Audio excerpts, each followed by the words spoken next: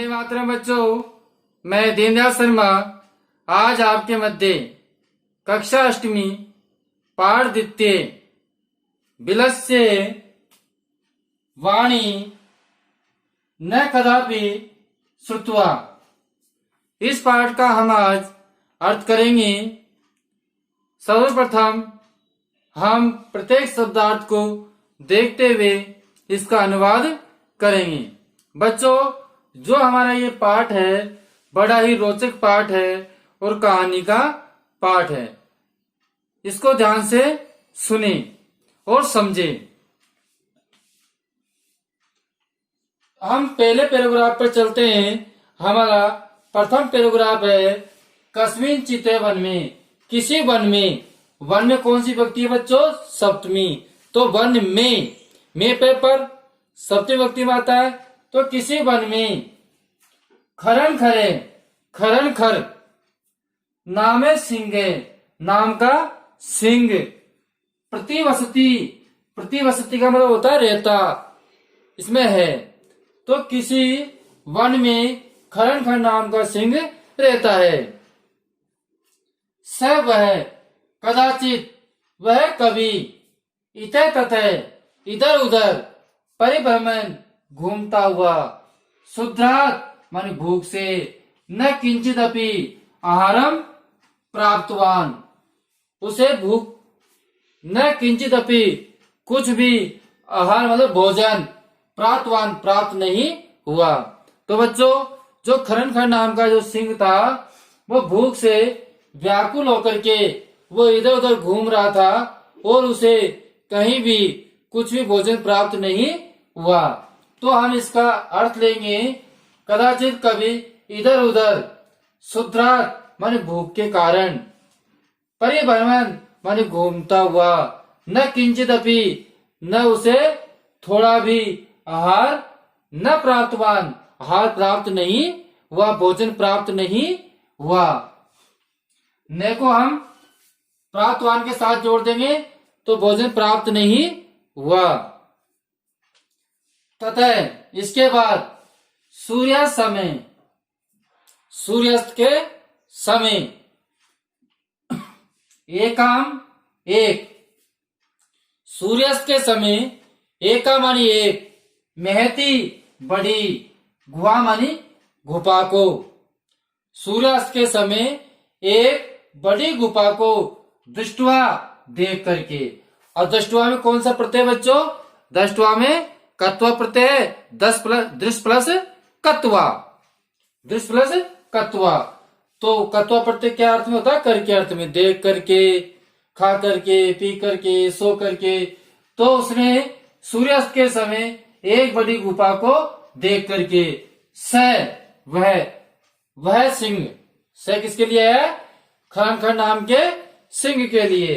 वह अचिंत्यत, उसने सोचा, उसने सोचा, एक बड़ी सूर्यास्त के समय एक बड़ी गुफा को देख करके उसने सोचा, नूनमान निश्चित ही, एतस्या इस गुहाया मानी गुफा में, निश्चित ही इस गुफा में, रात्रो रात्रि में, निश्चित ही इस गुफा में रात्रि में, कोपी कोई, जीवे मानी जीव, निश्चित इस गुफा में रात्रि में कोई जीव आगच्छति आएगा, निश्चित ही रात्रि के समय इस गुफा के अंदर कोई जीव आएगा।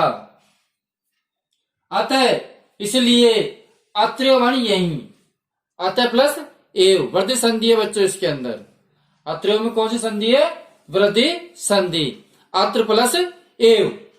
तो अतः अत्र्यो मानी यही, निर्गुणो मानी छिपकर, भूत्वा कर अर्थ में, कत्वा प्रत्यय, कत्वा प्रत्यय, तो छिप कर, तिष्ठामी बैठ जाता हूं, बैठ जाता हूं। स्था धातु उत्तम पुरुष एक वचन, तो इसका कर्ता भी हेम हो जाएगा। इसलिए हम कह सकते हैं कि अत्र्यो निर्गुणा भूत्वा तिष्ठामी। तो यहाँ पर ही मैं छिपकर बैठ जाता हूं।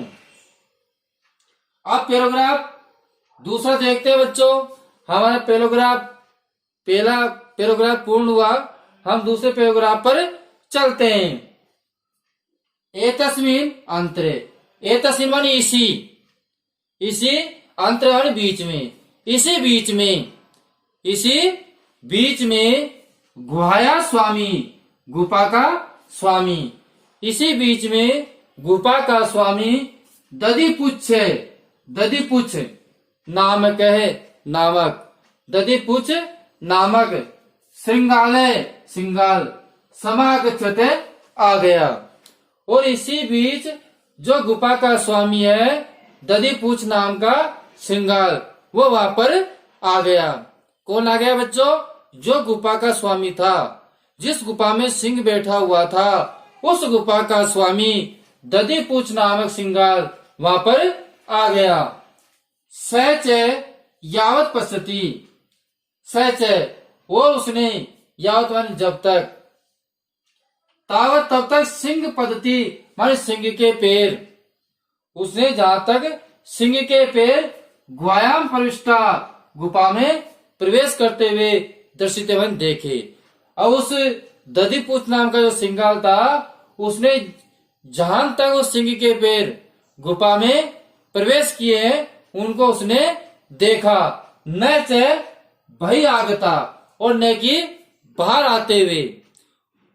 दधिपुच्छ नामक श्रृंगाल ने सिंह के जो पद चिन्ह है, उन पद चिन्हों को गुफा के अंदर जाते हुए तो देखा, लेकिन उसके जो पद चिन्ह है बाहर आते हुए नहीं दिखे।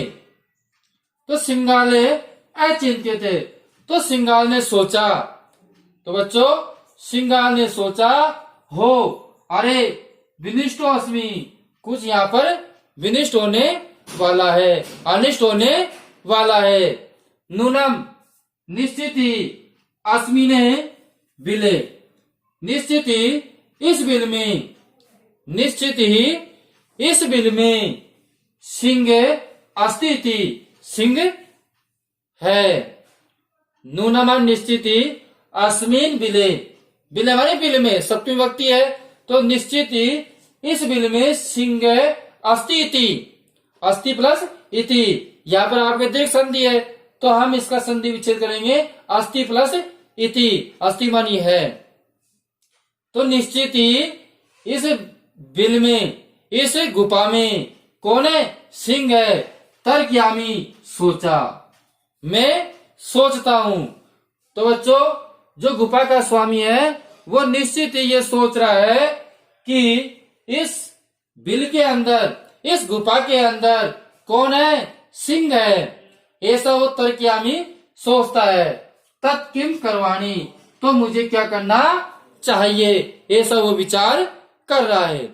अब बच्चों एक बार मैं पुनः आपको पूरे दोनों पैराग्राफों का अर्थ बताता हूं, ध्यान से सुनिए। कस्मिचित वने, किसी वन में खरन खंड नाम है सिंह प्रति वसती, इसमें किसी वन में खरन खंड नाम का सिंह रहता था। स कदाचित, वह कभी इधर उधर घूमता हुआ, किससे? शुद्धार्थ भूख से। वह भूख से व्याकुल होकर कभी इधर उधर घूमता हुआ, उसे न किंचित अपि आहारम न प्राप्तवान, उसे कुछ भी भोजन प्राप्त नहीं हुआ। तब सूर्य असमय, सूर्य अस्त के समय उसने एक गुफा को देखा। स अचिंत्यत, उसने सोचा कि निश्चित ही इस गुफा में रात्रो कोपी जीवे आगच्छति, रात्रि में कोई जीव आएगा। अतः अत्रो निर्गुणो भूत्वा, अतः यही छिप करके बैठ जाना चाहिए। अब दूसरा पैराग्राफ देखिए बच्चों। एक तस्वीर अंतरे, इसी अंतराल में गुफा का जो स्वामी है दधिपुच्छ नामक श्रृंगाल, वह वहां पर आ जाता है। और सच है यावत पश्यति, जहां तक सिंह के जाने के पैर है, पश्चिम है, वो उनको देखता है। तो गुफायाम प्रविष्ट दृश्यते, तो गुफा में प्रवेश करते हुए तो उसे सिंह के पश्चिम दिखाई देते हैं। न च बहिरागता, वो बाहर आते हुए नहीं दिखते। सिंहाले अचिंत्यत, सिंहाल ने सोचा, ओह विनिष्टो अस्मि, कोई अनिष्ट देखता हूं, मैं कोई अनिष्ट ही देख रहा हूं। नूनमान निश्चित ही अश्विन बिले, निश्चित ही इस बिल के अंदर क्या है, सिंह है। निश्चित ही इस बिल के अंदर सिंह है, ऐसा मैं सोचता हूं। तथा किम करवाणी, तो मुझे क्या करना चाहिए। तीसरे पैराग्राफ पर चलते हैं। एवं विचिंत्य, ऐसा विचार करके, दूर स्थित होकर के रवमानी आवाज को कृत्र आरंभ दे, करना आरंभ कर दिया। भो बिले, अरे बिल। तो बच्चों, जो श्रृंगार है उसने क्या किया, ऐसा विचार किया और दूर स्थित होकर के उसने दूर से आवाज देना प्रारंभ कर दिया। हे बिल, हे गुपा, ए गुपा, किम न स्मृति, क्या तुम्हें याद नहीं है। स्मृति का अर्थ होता है बच्चों याद, न मानी नहीं, क्या तुम्हें याद नहीं है। यद मया, कि तुम्हारे और मेरे, त्वयस है तुम्हारे साथ, समय कृतो अस्ति, तुम्हारे साथ में, समय कृतो अस्ति और समय के लिए,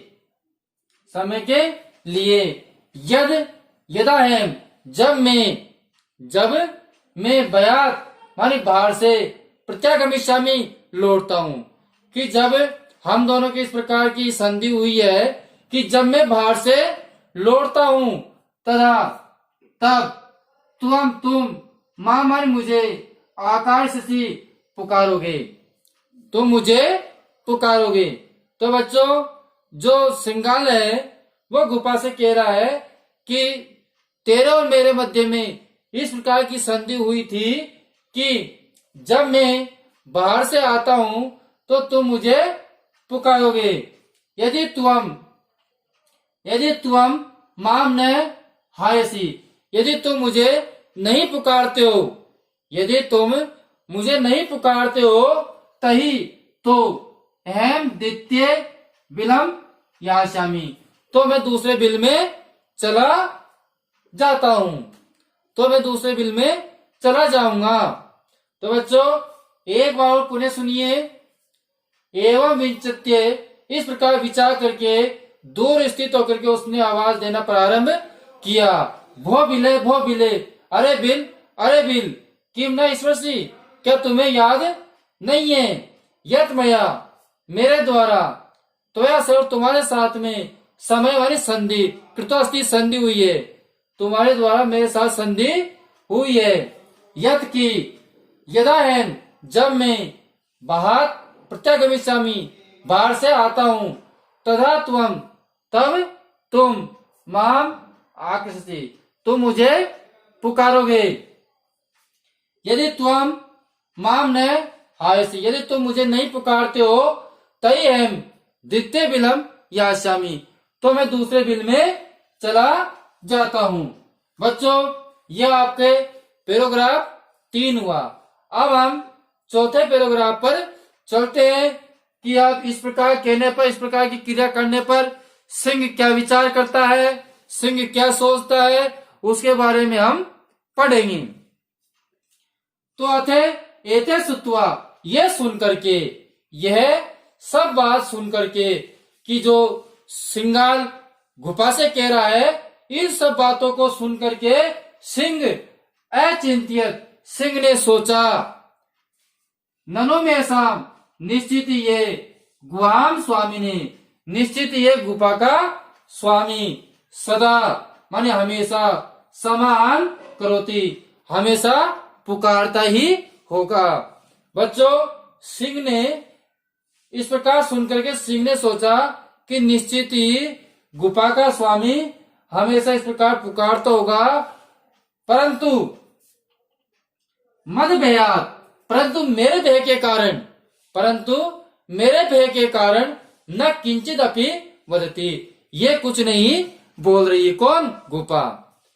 परंतु मद भयात, मेरे भय से न किंचित वदति, कुछ नहीं बोल रही है, परंतु मेरे भय से कुछ नहीं बोल रही है। अथवा सा साधवदितम उच्यते, इसलिए ये सही कहा गया है कि भय त्रस्त मनसा, भय और डर के कारण, भय और डर के कारण हस्तपादों आदि का, हाथ और पैर आदि मतलब संबंधित क्रियाएं, हाथ पैर आदि संबंधित क्रियाएं भवन्ते नहीं कर पाते, मतलब क्रियाएं नहीं होती। जब आदमी को या किसी को भय होता है तो भय और डर के कारण ऐसा मन वाला हाथ और पैरों से भी संबंधित क्रिया नहीं कर पाता, तथा वाणी चय और वाणी में भी वपतु चादि के भवत, वपतु का होता कंपन, तो वाणी में भी कंपन अधिक हो जाता है और इस कारण वह बोल नहीं पाता। तो बच्चों एक बार पुनः सुनिए, भय और त्रास के कारण ऐसा मन वाला हाथ और पैर उसकी क्रियाएं आदि करना बंद कर देती है और वाणी में भी उसके कंपन हो जाता है, इस कारण वो बोल नहीं पाता है। हो सकता है मेरे भय के कारण ये गुफा इस श्रृंगार से नहीं बोल रही है। अब बच्चों पुणे में चौथे पैराग्राफ का एक बार और पुनः आपको सुनाता हूं, ध्यान से सुनी। अथे एतम सुत्वा, यह सुनकर के सिंह अचिंत्य, सिंह ने सोचा कि नूनम ऐसा निश्चित ये गुफा का स्वामी सदा समाहन करोति, हमेशा बुलाता होगा, परंतु मेरे भय के कारण न किंचित वदति, कुछ नहीं बोल रहा है। अथवा स्वाद्वी तम उच्यते, इसलिए सही कहा गया है कि भय और त्रास के कारण ऐसा मन वाले का हाथ और पैर संबंधित क्रिया करना बंद कर देती है और वाणी में भी कंपन हो जाता है। अब बच्चों अब इसकी जो अगली घटना है उसको हम आपको अगले वीडियो में बताएंगे और हम आपके मध्य शीघ्र ही अगले वीडियो को लेकर आएंगे। आप हमारे चैनल से जुड़े रहे, चैनल से जुड़े रहने के लिए हमारे चैनल को सब्सक्राइब, लाइक, शेयर करें, जिससे कि हमारे पिछले व आने वाले वीडियो आपको समय समय से प्राप्त हो सके। अब हम आपसे विदा लेते हैं। धन्यवाद।